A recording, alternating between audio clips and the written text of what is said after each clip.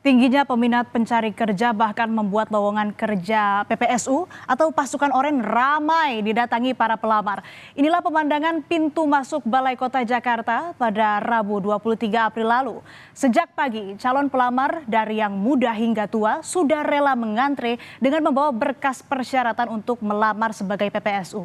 Dari ibu rumah tangga sampai sarjana, ramai-ramai mendatangi gedung Balai Kota untuk mendaftar PPSU yang waktu itu dibuka. Tingginya antusias warga mencoba peruntungan bekerja di Pemprov DKI membuat antrean sempat memanjang hingga trotoar jalan.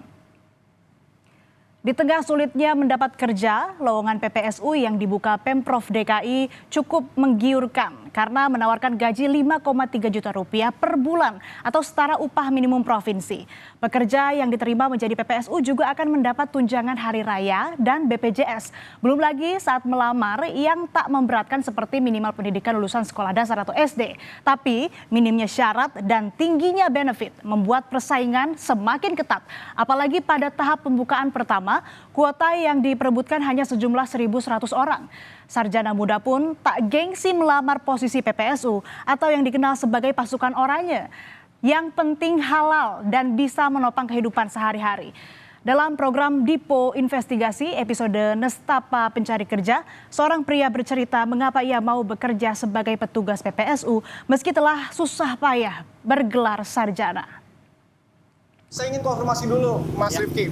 Mas Rifki betul adalah lulusan sarjana S1 ya, Mas ya? Iya, benar. Oke, dari universitas? Universitas Indra Prasta PGRI Unindra, Oke. Jakarta Selatan. Jakarta Selatan. Lulus tahun? Tahun 2021 awal. Oke. Jurusannya saat itu apa, Mas? Teknik industri. Teknik industri dan sekarang jadi petugas PPSU menyapu jalanan di kawasan Kalisari, Jakarta Timur.